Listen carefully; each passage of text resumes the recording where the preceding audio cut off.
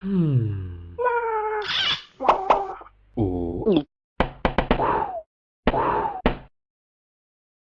Ilusión y esperanza en que el cambio en Andalucía es posible de la mano de Almería. Y como va creciendo la campaña, y lo hemos dicho mucho, va creciendo esa esperanza. Es decir, partimos de una campaña express muy complicada, pero yo creo que al final hemos ganado con la campaña y nuestro presidente Juanma Moreno ha ganado con la campaña y eso nos llena de esperanza. Creo que el día 22 va a ser una gran oportunidad.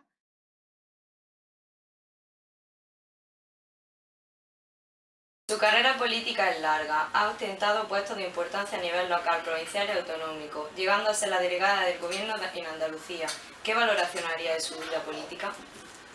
Bueno, yo os cuento un poco lo que es el principio de mi vida política. Mi padre militaba en la UCD y bueno, pues fundamentalmente era amigo, muy amigo personal del el que era alcalde de Adra entonces, Enrique Arance, que fue presidente del partido en Almería y fue senador nuestro, que ha muerto.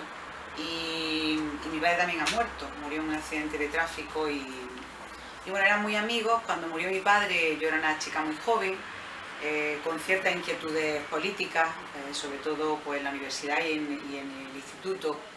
Me gustaba, no estaba militando en ningún partido, pero sí me gustaba participar un poco de todo lo que es las inquietudes políticas, ¿no? del momento. Y en principio Enrique me buscó, mi padre ya había muerto, y me dijo que, bueno, que quería que fuese quien fundara Nueva Generación en Adra, la gente joven del municipio relacionada con el partido. Me gustó el proyecto y a partir de ahí pues, empecé en un partido donde entonces había gente muy mayor, prácticamente me llamaban la niña, así que imaginaros, y a partir de ahí pues, bueno, fui montando Nuevas Generaciones, entré en la estructura de Nuevas Generaciones de la provincial y mi vida política empezó a raíz de eso, de estar en Nuevas Generaciones, de montar Nuevas Generaciones en Adra y de estar con ese tema. A partir de ahí pues todo ha ido encadenado. Mi primer puesto fue en el tema municipal. Yo creo que los políticos, que un político que se precie tiene que tener experiencia política municipal, que es un poco la que surge desde abajo arriba. Tú no puedes conocer ningún tipo de política adicional si en el cuerpo a cuerpo municipal no te ha baqueteado un poco. Entonces, bueno, yo empecé como concejala en el Ayuntamiento de Adra, eso fue en el año 91, y a partir de ahí, bueno, pues ya empecé después en la Diputación. Estuve en la Diputación con Luis Rogelio, el que hoy es el alcalde de Almería. De la Diputación me marché al Parlamento.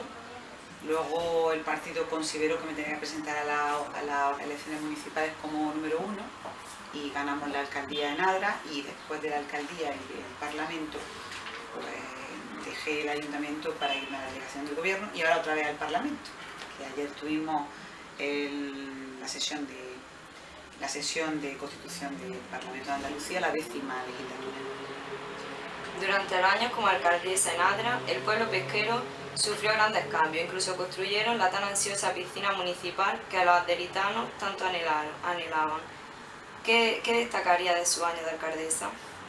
Bueno, pues yo cogí un municipio que estaba bastante deprimido, no por la cuestión del municipio en sí, que es un municipio rico, sino porque bueno, era un municipio que había venido a menos en el sentido de que, por ejemplo, municipios como Roqueta o El Ejido habían crecido muchísimo y quizá Adra se había quedado un poco atrás, no siendo en el año 91 precisamente el segundo municipio de la provincia de Almería, después de la capital. Y entonces, bueno, lo que yo vi es que Adra tenía posibilidades turísticas, que nadie se la había visto anteriormente, y eso nos hacía que además del tema agrícola y pesquero tuviéramos pues, una acicate adicional.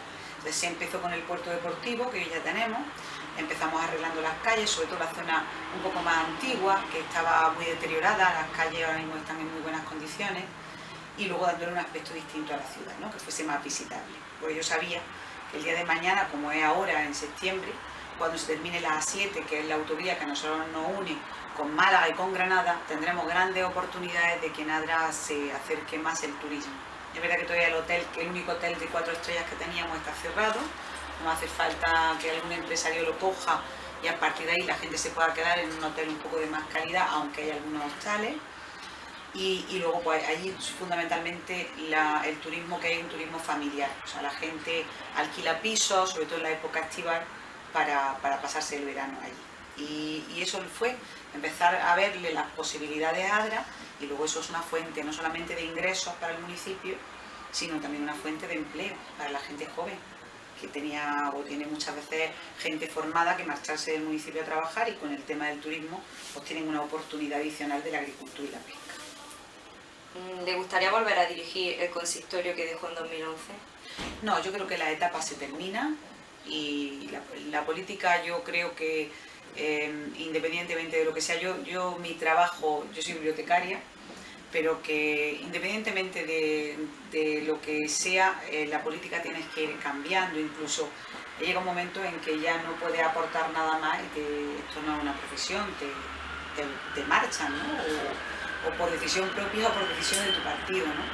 Pero que yo creo que hay que cambiar. Y cuando se te acaba una etapa, a no ser que el día de mañana tú digas, oye, pues mira, hay alguna cosa, porque tampoco se puede decir este agua no beberé, pero yo creo que hay que ir terminando etapas. Y la etapa del ayuntamiento, en este momento se presenta un muchacho que estuvo conmigo en número 2, fue el concejal de urbanismo, se presenta como número 1 nuestro y está muy ilusionado, y yo creo que va a ser un gran alcalde. Entonces, para mí esa etapa está finalizada, y yo lo único que voy a hacer es apoyar la candidatura de mi partido allí en Adra, para que conozcan a la gente, y sobre todo para que conozcan a Manuel, que fue un hombre que trabajó conmigo durante 8 años y que va a ser un gran alcalde si los adritanos lo eligen, ¿no? Usted fue diputada en el área de Bienestar Social, Cultural y Deporte. ¿Qué opinión merece la gestión que está haciendo el Gobierno central y autonómico respecto a la ley de dependencia? Bueno, yo creo que la ley de dependencia es una ley bastante amplia, porque nos cuesta, es prácticamente un tanto por ciento muy elevado de los presupuestos sociales, y por tanto no es una cuestión baladí, es decir, que vale muchísimo dinero. En este momento de crisis económica tan profunda que el Gobierno de la Nación cogió el país, pues prácticamente los presupuestos se vinieron abajo casi al completo. Tenían una opción, o sea, el bajar o minimizar el número de expedientes, o el, ir sobrellevándolo. El que estaba entonces secretario de Estado de Asuntos Sociales era nuestro hoy candidato y número 1 en Andalucía, Juan Manuel Moreno, era el secretario de Estado de Igualdad, y optaron afortunadamente por seguir con los expedientes. Yo creo que eso fue, a pesar de la crisis económica, un gran avance, porque es que el tema social no se debe tocar, y menos en la época tan difícil como esta, ¿no? Y bueno, pues en Andalucía es la comunidad que menos ha bajado la lista de espera, eso tenemos que ponerlo de manifiesto en el Parlamento. Las demás con dificultades han ido bajando esa lista de espera que hay, y aquí, por ejemplo, en Andalucía hay 1.500 personas que han fallecido esperando su expediente, ¿no? Y esas cosas hay que acabar con ellas. El tema social en la época de crisis es fundamental, y aquí no se puede hacer demagogia. Yo sé que hay muchos partidos nuevos que hacen mucha demagogia con el tema social, pero hay que conocerlo y hay que también saber gestionarlo, y sobre todo no hacer demagogia, es decir, hacer lo que dice y lo que predican, no dejarlo atrás. Y ahora mismo hay muchas familias que aún, a pesar de que estamos levantando la crisis, lo están pasando todavía muy mal. La sanidad y la educación han sufrido graves recortes en nuestro país, sobre todo el del Gobierno central. ¿Considera que los pilares fundamentales de nuestra sociedad deben de ser atacados de esta forma? Bueno, yo creo que el tema de la sanidad y la educación, primero en Andalucía, es competencia de la Junta de Andalucía, no es del Estado. Y por tanto aquí, si hay recortes o hay menos interinos o hay menos profesionales, eso depende de la Junta, no depende del Estado. El Estado le ha dado 19.000 millones de euros en principio del Fondo de Liquidez Autonómica del Plan de Pago a Proveedores, más liquidaciones a la Junta, como nunca antes había apoyado un Gobierno de la Nación Andalucía. Por tanto, todo lo que dicen y predican no es cierto, pero yo soy la delegada del Gobierno y la encargada de saber todo ese dinero que ha llegado a la Junta, y han tenido posibilidad de decidir. Es decir, tú cuando recibes un dinero, tú dices, oye, pues yo lo puedo dedicar, vamos a ver, a empleo, a sanidad, a educación, o, ¿qué te digo yo?, a otras cuestiones que adicionales, y que realmente donde ellos han empleado ese dinero. Yo creo que ellos han empleado el dinero de forma regular, vamos a decir, en la gestión, y se podía haber destinado más dinero de ese a la sanidad y educación, sin tener en ese momento que bajar tanto los presupuestos de sanidad y educación. ¿Qué ha ocurrido? Pues ha ocurrido que en Andalucía hay muchos más jefes que indios en la sanidad y la educación, que esos cargos intermedios hay que quitarlos porque primero dificultan el sistema y luego cuesta mucho dinero al sistema. Y yo creo que haciendo eso tienen posibilidad de contratar a más personas, es decir, que hay posibilidad de hacerlo. Almería. En este caso nosotros vamos a luchar en el Parlamento por las aulas prefabricadas que se eliminen, es la primera provincia con aulas prefabricadas. Tenemos muchos colegios e institutos aquí, por ejemplo, visitamos el Toyo hace muy poco con la familia. Y luego un tema también claro en sanidad, que es el hospital materno-infantil, que está pues los cimientos hechos, pero ya no es por el hospital, sino es que hay que remodelar Torre Cárdenas. Si ese hospital no se hace, no se puede remodelar Torre Cárdenas. Luego hay que hacer, traer oncología al poniente y la Inmaculada en Huerca Lovera hay que hacerle una planta más. Luego el 061, que funciona bien, en la zona de Níjar hacia arriba no funciona. Entonces yo creo que esas cosas son cuestiones tangibles, realizables y no le estamos pidiendo algo que no sea posible. Por tanto hay que ser, en esta época de crisis económica, realista con las necesidades que tenemos en sanidad y en educación y plantearlas para que se puedan hacer. Y por ejemplo Almería, que es una tierra bastante olvidada por parte de la Junta, quizás porque estemos pues, demasiado lejos del centro de Andalucía, pero creo que ahí tenemos una oportunidad de reivindicar cosas. Y luego también reivindicamos al Gobierno de la Nación, o sea, que esto no significa que no le pidamos a todo el mundo, independientemente de que sean de tu color político. Nosotros, yo he estado muy pendiente de la A7, creía que era una infraestructura muy importante para Almería. En septiembre afortunadamente se va a terminar, después de que nos encontramos 6 tramos sin realizar y con muchas deudas. Y luego estamos muy pendientes del AVE. En este caso, por ejemplo, en estos días de lo más permanente, se va a adjudicar un tramo, se está licitando el tramo de Pulpí-Cueva, pero lo que nosotros pretendemos es que el Gobierno siga con el siguiente tramo, porque en Vera se puede hacer una estación donde se pueda coger el AVE, y eso por lo menos se van haciendo tramos coherentes donde estemos cerca. Y luego ahora mismo, como el AVE va a terminarse a Granada, y el tren de Almería tarda 7 horas y cuarto, que no es ni... Vamos, es que es interminable, pues lo que tenemos que hacer es que ese tren enlace con el AVE de Granada y que podamos tardar a Madrid pues menos de 5 horas, por lo menos 4 horas y pico, y ya eso es un avance para Almería. Es decir, que lo mismo que reivindicamos un sitio a otro porque somos almerienses y necesitamos mejor. Frases como sin cultura no hay futuro o sin cultura no hay libertad son frases que podemos leer en las redes sociales. ¿Es justo el ataque que está sufriendo la cultura española que convierte la compra de un CD o el asistir a una obra de teatro en algo prohibitivo por el 21% de IVA? Sí, en la época de crisis económica, pues bueno, pues todo se encarece y es muy difícil. Yo creo que eso el Gobierno, y en este caso sí depende del Gobierno, está planteándose ya, y yo creo que ha salido ya una rebaja en el IVA en algunos productos, y eso se tiene que ir pensando, porque evidentemente eso fomenta la posibilidad cultural. En las últimas elecciones el Partido Popular no ha obtenido los resultados que la organización política deseaba. ¿Qué cree que ha podido influir en que hayan bajado de los 50 escaños obtenidos en 2012 a los 33 escaños obtenidos en 2015? ¿Ha sido como consecuencia de una mala elección de candidatos o todas las muchas imputaciones por corrupción de miembros del partido? Bueno, yo creo que aquí, cuando se habla de corrupción en Andalucía, prácticamente depende de los otros, ¿no? Es decir, depende de los ERE, de los fondos de formación, y eso de la Junta de Andalucía tiene que ver con el PSOE.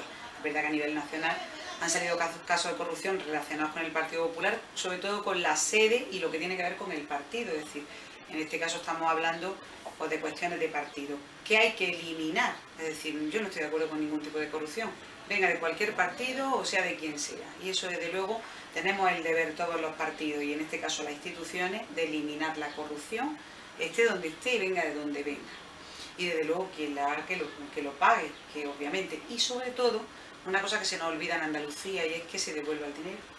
Porque son 3.000 millones de los fondos de formación, son 864 lo que la jueza Laya ha establecido para los ERE, y por tanto, bueno, pues eso también que se devuelva y que se haga una comisión de investigación, como ha pedido nuestro presidente Juanma Moreno en el Parlamento, para ver dónde están esos fondos y cómo se pueden devolver a las arcas públicas, porque es dinero, sobre todo de los parados, en una tierra como Andalucía, que estamos a 11 puntos de paro.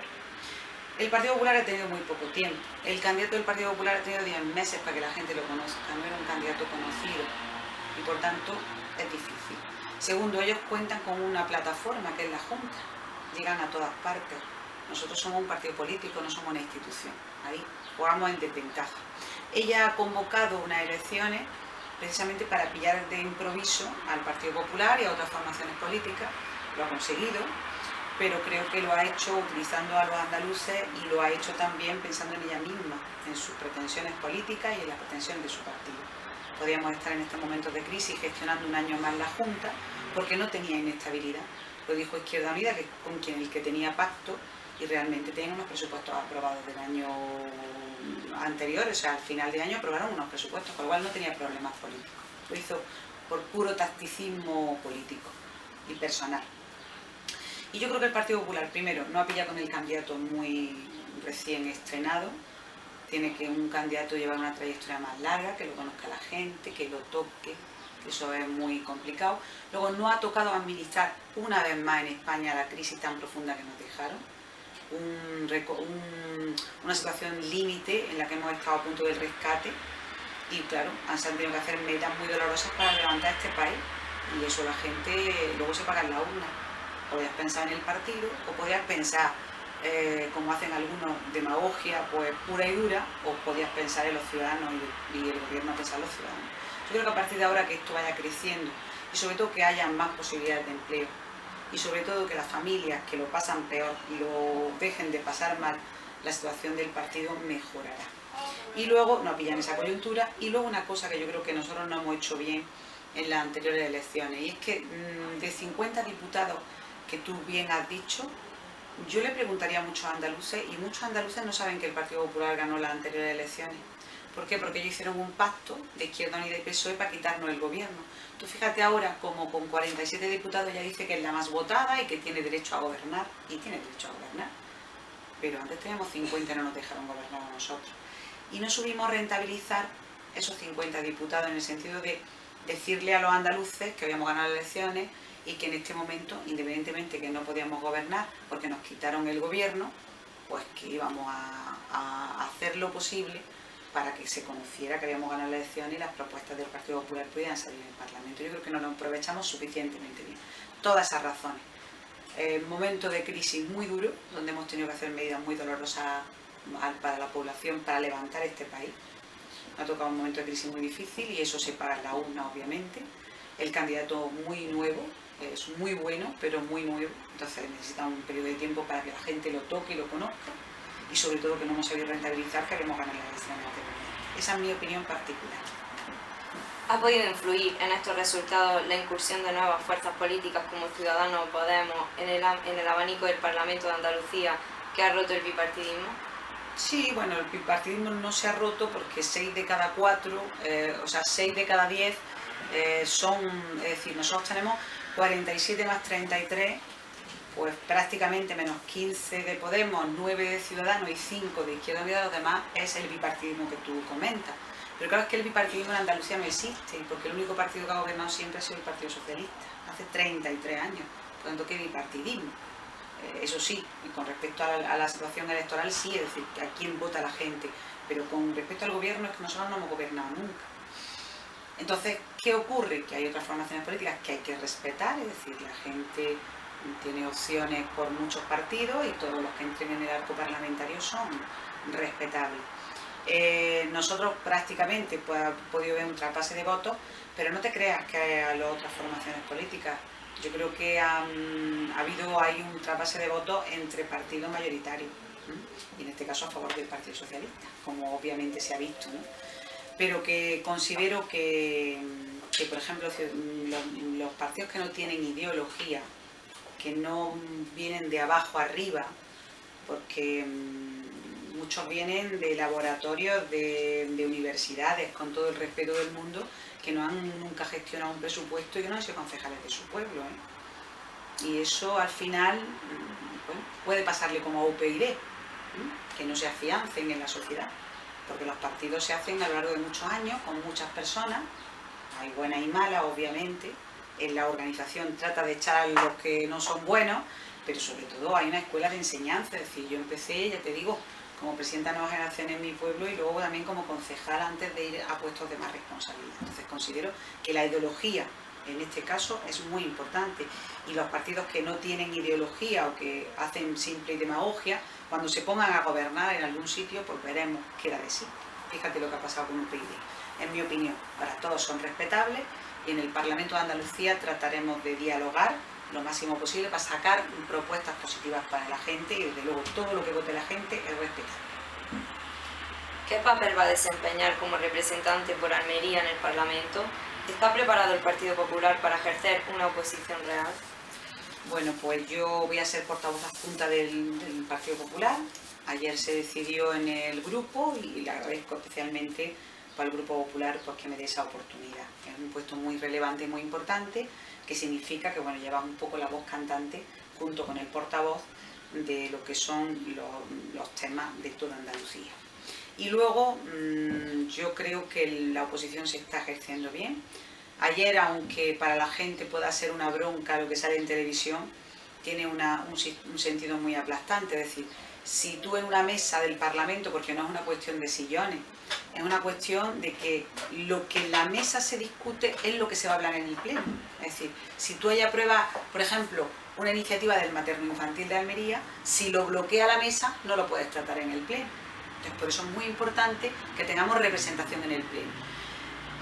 Lo que es el reglamento de la Cámara dice que todos los partidos que estén representados en la Cámara tienen que tener un miembro. Y eso es muy bueno, porque yo considero que es positivo, ¿no?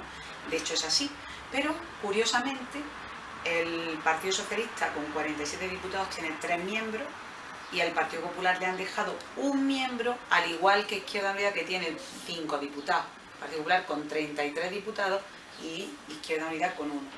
Que estén todos representados, el Partido Popular quiere que estén todos representados, pero lo que es lógico es que se puede modificar o ampliar la mesa para que al menos le dé la proporcionalidad que nos han dado a la urna, que es 2, que es lo que le compete al Partido Popular en la mesa.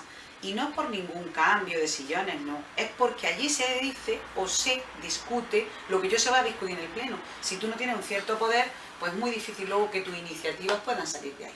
Y eso es lo que se trató ayer en la Constitución. Ahora nos espera, el día 29 es el primer pleno de investidura. Hay una segunda vuelta a las 48 horas si no sale investida o investido quien vaya a presentarse a la presidencia de la Junta. Y si no es así, en esas dos no tienen capacidad de diálogo porque de luego el Partido Popular no va a mover nada como ellos hicieron para quitar el gobierno al Partido Socialista con otros partidos. Nosotros no lo vamos a hacer. Ellos sí lo hicieron cuando nosotros teníamos 50 diputados y habíamos ganado las elecciones.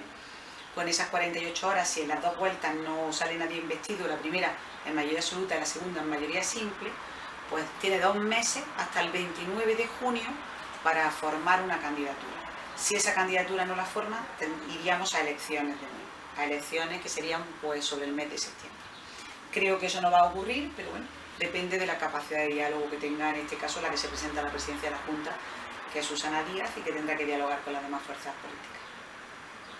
¿Por qué el Partido Popular no ha podido nunca gobernar en Andalucía?